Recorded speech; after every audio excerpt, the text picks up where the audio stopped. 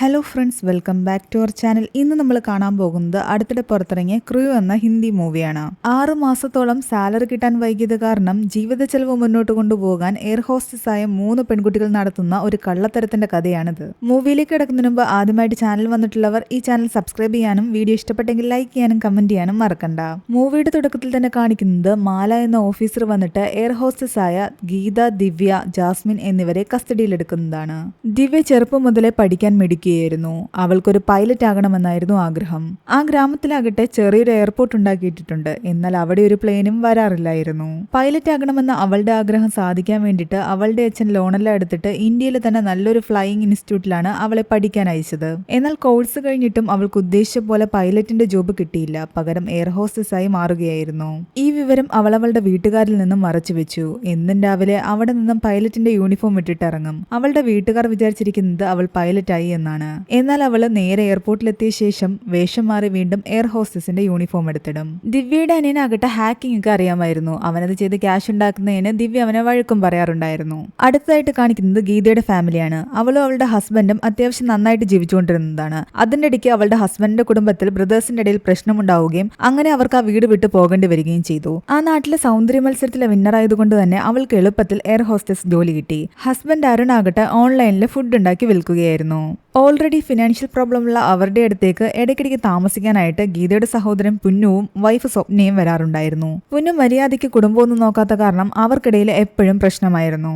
അടുത്തതായിട്ട് കാണിക്കുന്നത് ജാസ്മിനെയാണ്. എങ്ങനെയെങ്കിലും ഒരു പണക്കാരിയാകണമെന്നായിരുന്നു അവളുടെ ആഗ്രഹം. ചെറുപ്പം മുതലേ അവൾക്ക് പണക്കാരായ കുട്ടികളോട് അസൂയായിരുന്നു. അവളുടെ അച്ഛനും അമ്മയും ഡിവോഴ്സ് ആയ കാരണം അവളുടെ മുത്തച്ഛനാണ് അവളെ വളർത്തിയിരുന്നത്. സ്വന്തമായിട്ട് പല ബിസിനസ്സുകൾ നടത്താൻ ശ്രമിച്ചെങ്കിലും അതെല്ലാം തന്നെ പൊട്ടിപ്പോയി. അവസാനം അവളും എയർ ഹോസ്റ്റസ് ആയി. എന്നാൽ അവിടം കൊണ്ടും ഇവർ 3 പേരുടെയും കഷ്ടകാലം അവസാനിക്കുന്നുണ്ടായിരുന്നില്ല.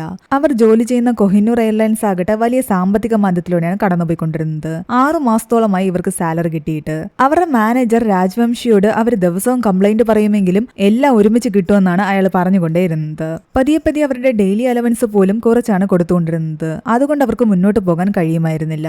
എന്തെങ്കിലും ഒരിക്കൽ എല്ലാം ശരിയാവുമെന്ന് വിചാരിച്ച് അവർ ദിവസങ്ങൾ കഴിച്ചു കൂട്ടിക്കൊണ്ടേയിരുന്നു. അങ്ങനെ ഇരിക്കെ ഒരു ദിവസം ഫ്ലൈറ്റിൽ വെച്ച് അവരുടെ മാനേജർക്ക് ഹാർട്ട് അറ്റാക്ക് വരുന്നു. CPR കൊടുക്കാൻ വേണ്ടിയിട്ട് അയാളുടെ ഡ്രസ്സ് അവർ മാറ്റിയതും കാണുന്നത് ഞെട്ടിക്കുന്ന ഒരു കാഴ്ചയായിരുന്നു. അയാളുടെ ശരീരത്തിലെല്ലാം തന്നെ സ്വർണ്ണ ബിസ്ക്കറ്റുകൾ ഒളിപ്പിച്ചു വെച്ചിട്ടുണ്ടായിരുന്നു.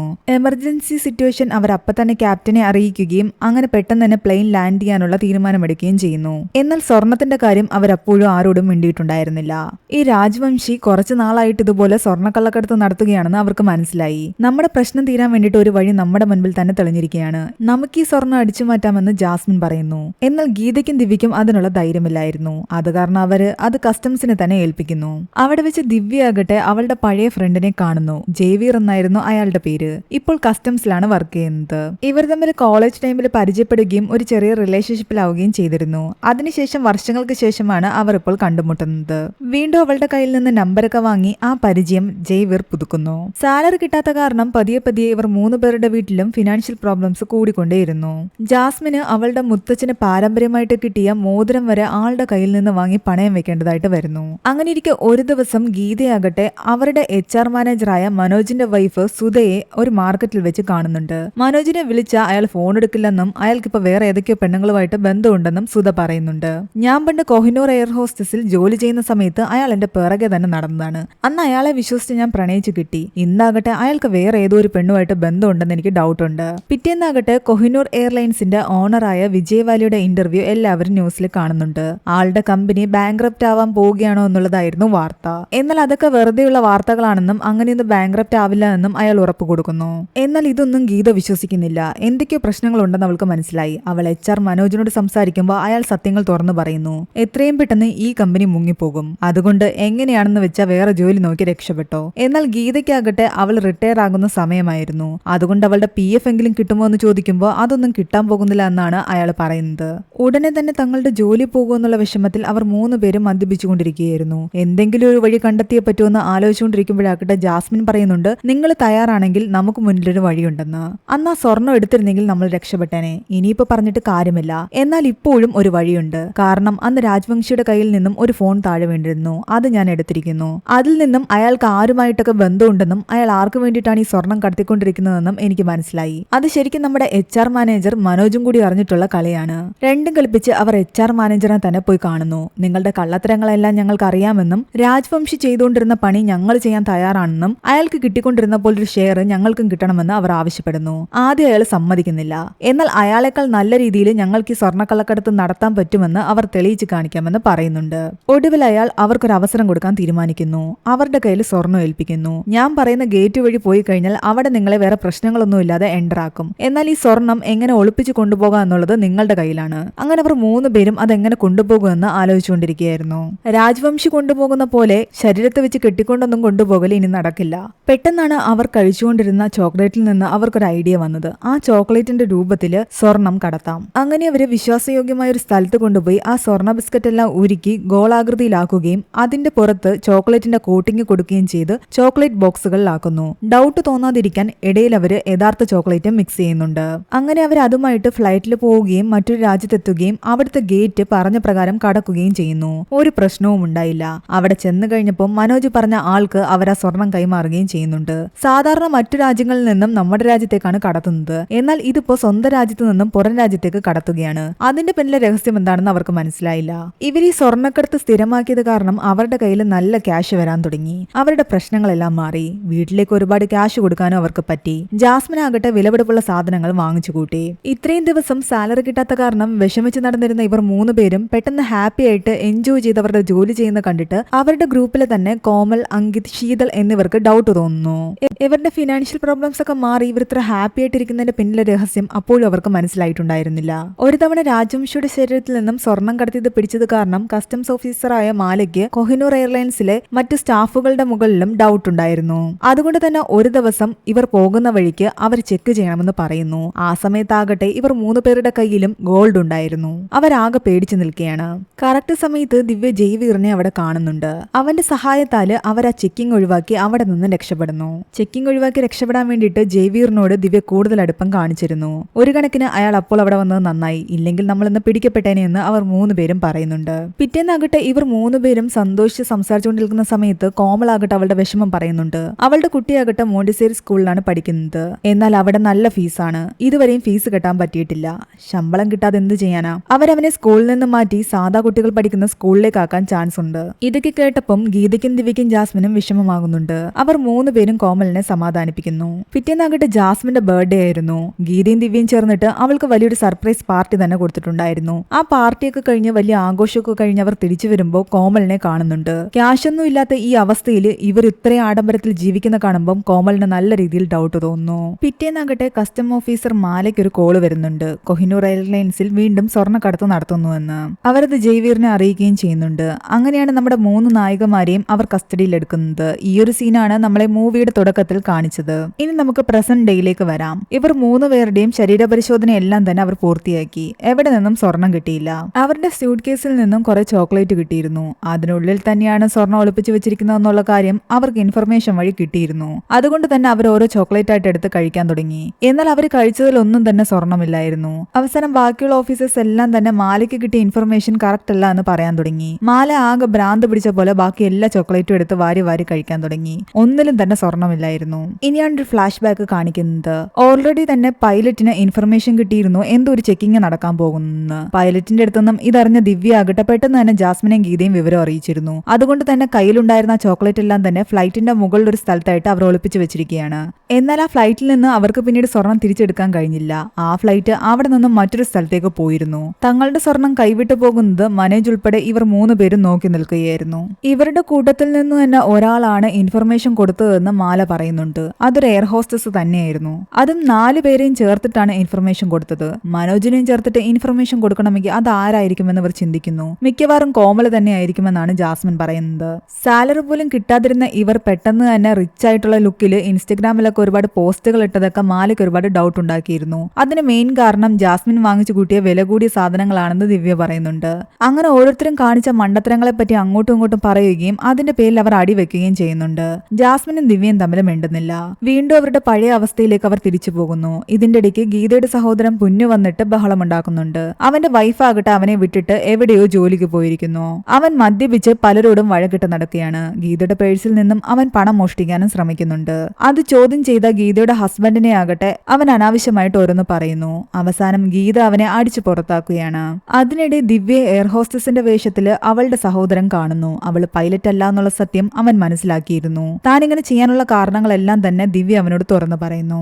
തൽക്കാലം ആ കള്ളം അങ്ങനെ തന്നെ ഇരിക്കട്ടെ എന്നാണ് അവനും പറയുന്നത്. അല്ലെ വീട്ടുകാർക്കൊക്കെ ഒരുപാട് വിഷമമാവും. കുറച്ച് ദിവസങ്ങൾ കഴിയുമ്പോൾ അവർ ഫ്ലൈറ്റിൽ ഒളിപ്പിച്ചു വെച്ചിരുന്ന ആ സ്വർണം താഴേക്ക് വീഴുകയും അത് വലിയ വാർത്തയാവുകയും ചെയ്തു. ആ ഫ്ലൈറ്റിൽ നിന്നും സ്വർണം കണ്ടെത്തിയത് ജയ്വീറും മാലയും അറിയുന്നു. അതുകൊണ്ട് തന്നെ അന്ന് കിട്ടിയ ഇൻഫർമേഷൻ സത്യമായിരുന്നു എന്ന് ജയ്വീറിന് മനസ്സിലായി. ഇതിനെല്ലാം പിന്നിൽ ദിവ്യയും ജാസ്മിനും ഗീതയാണെന്ന് മനസ്സിലാക്കിയതോടുകൂടി ദിവ്യയോട് അവന് ദേഷ്യം തോന്നാൻ തുടങ്ങി. അവൾ തന്നെ പറ്റുകയാണെന്ന് അവന് മനസ്സിലായി. ദിവ്യയാകട്ടെ അവനോട് സോറി പറഞ്ഞ് സംസാരിക്കാൻ ചെന്നെങ്കിലും അവൻ മൈൻഡ് പോലും ചെയ്യുന്നില്ല. ഇനി ഒരിക്കലും എന്നെ വിളിക്കരുതെന്ന് പറഞ്ഞിട്ട് അവിടെ നിന്നും പോകുന്നു. ഇതിനിടെ ജാസ്മിന്റെ മുത്തച്ഛൻ മരിക്കുകയും അവൾ തനിച്ചാവുകയും ചെയ്യുന്നു. അവസാനം അവരെല്ലാവരും ഞെട്ടിക്കുന്ന ഒരു ന്യൂസ് അറിയുന്നു. കൊഹിനൂർ എയർലൈൻസിന്റെ മുതലാളിയായ വിജയ് വാലിയ രാത്രിയോട് രാത്രി തന്നെ നാട് വിട്ടു പോയിരിക്കുന്നു. അയാളെ വിശ്വസിച്ച് അയാളുടെ ഈ കമ്പനിയിൽ ജോലി ചെയ്ത എല്ലാവരുടെയും ജോലി പോയി. ആ കമ്പനി ബാങ്ക്രപ്റ്റ് ആവാൻ പോവുകയാണ്. കോമൾ ഉൾപ്പെടെ എല്ലാവരും തകർന്നു പോകുന്നു. അവർക്ക് കിട്ടാനുള്ള സാലറി പോലും ഇനി കിട്ടില്ല. കോമളിന്റെ അവസ്ഥ കണ്ട് സംസാരിക്കാൻ ചെന്ന അവർ 3 പേരോടും കോമൾ ചൂടാകുന്നുണ്ട്. ഇതൊന്നും നിങ്ങൾക്കൊരു പ്രശ്നമല്ലാന്ന് എനിക്കറിയാം. നിങ്ങൾ ഇപ്പോഴും നിങ്ങളുടെ ഷാമ്പയിൻ പാർട്ടിയൊക്കെ ആഘോഷിച്ച് നടക്ക്. എന്നാൽ നീയല്ലേ ഞങ്ങളെ പറ്റിയുള്ള ഇൻഫർമേഷൻ കൊടുത്തേന്ന് ചോദിക്കുമ്പോൾ അവള് പറയുന്നുണ്ട് ഞാൻ നിങ്ങളെപ്പോലെ അല്ല എന്നും ഞാനല്ലത് ചെയ്തതെന്നും. കോമൾ അല്ലെങ്കിൽ പിന്നെ ആരായിരുന്നു ആ ഇൻഫർമേഷൻ കൊടുത്തതെന്ന് അവർ ചിന്തിക്കുമ്പോഴാകട്ടെ മാല പറഞ്ഞ കാര്യം അവർക്ക് ഓർമ്മ വരുന്നു. കൊഹിനൂറിൽ തന്നെ ജോലി ചെയ്തിരുന്ന ഒരു എയർ ഹോസ്റ്റസ് ആണ് ഇൻഫർമേഷൻ കൊടുത്തതെന്ന്. പെട്ടെന്ന് ഗീതയ്ക്ക് മനോജിന്റെ വൈഫായ സുധയെ ഓർമ്മ വരുന്നുണ്ട്. അവരെന്ന് മാർക്കറ്റിൽ വെച്ച് പറഞ്ഞിരുന്നു അവർ നേരത്തെ എയർ ഹോസ്റ്റസ് ആയിട്ട് ജോലി ചെയ്തിരുന്നുവെന്ന്. തങ്ങളുടെ കൂടെ മനോജ് ഉൾപ്പെട്ടിട്ടുണ്ടോ എന്നുള്ള സത്യം അവർക്കല്ലാതെ എന്തായാലും വേറെ ആർക്കും അറിയാൻ വഴിയില്ല. മിക്കവാറും അവര് തന്നെയായിരിക്കും ആ ഇൻഫർമേഷൻ ലീക്ക് ചെയ്തത്. അങ്ങനെ അവർ 3 പേരും ചേർന്നിട്ട് സുധയെ പിടിക്കുകയും ചോദിക്കുകയും ചെയ്യുമ്പോൾ അവരെല്ലാ സത്യം തുറന്നു പറയുന്നു. മനോജ് വേറെ സ്ത്രീയുടെ കൂടെയാണ് ഇപ്പൊ താമസം. അയാൾക്കിട്ടൊരു പണി കൊടുക്കാൻ വേണ്ടിയിട്ടാണ് ഞാൻ ഇങ്ങനെ ചെയ്തത്. നിങ്ങളുടെ ഹസ്ബൻഡ് മനോജിന് ഈ സ്വർണ്ണമെല്ലാം എവിടുന്നാ കിട്ടുന്നതെന്ന് ചോദിക്കുമ്പോൾ സുധ പറയുന്നുണ്ട് നിങ്ങൾ വിചാരിക്കുന്ന പോലെ അയാളുടേതല്ല ഈ സ്വർണ്ണമെന്നും. അയാൾ വെറും ഒരു വേലക്കാരൻ മാത്രമാണ്. ഇതിന്റെ എല്ലാം ഓണർ വിജയ് വാലിയ തന്നെയാണ്. ഇത്രയും കാലം ഞങ്ങൾ കഷ്ടപ്പെട്ട് ഈ സ്വർണ്ണമെല്ലാം കടത്തിക്കൊണ്ടിരുന്നത് ഞങ്ങളുടെ സാലറി പോലും തടഞ്ഞു വെച്ചിരിക്കുന്ന ഇയാൾക്ക് വേണ്ടി തന്നെയായിരുന്നു എന്നറിയുമ്പോൾ അവർ ഞെട്ടുന്നു. ഇവിടെ നിന്നും ബാങ്കിനെ പറ്റിച്ച് എല്ലാ ക്യാഷും അവർ സ്വർണ്ണമായിട്ട് പുറത്തേക്ക് കടത്തി. എന്നിട്ട് എന്റെ ഹസ്ബൻഡും അയാളും പുറത്തു തന്നെ സുഖിച്ച് ജീവിക്കുകയാണ്. അത് മാത്രമല്ല അടുത്ത ആഴ്ച വിജയവാലിയുടെ മകളുടെ കല്യാണമാണ്.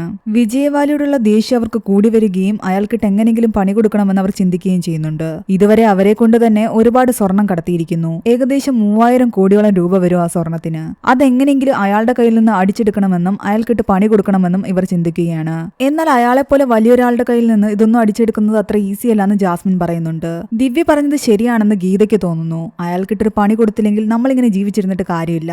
അവസാനം ജാസ്മിനും അവരുടെ കൂടെ തന്നെ നിൽക്കാൻ തീരുമാനിക്കുകയാണ്. അങ്ങനെ അവർ വിജയവാലി ഒളിച്ചിരിക്കുന്ന പുറം രാജ്യത്തേക്ക് പോവുകയും അയാളെ ഫോളോ ചെയ്യുകയും ചെയ്യുന്നു.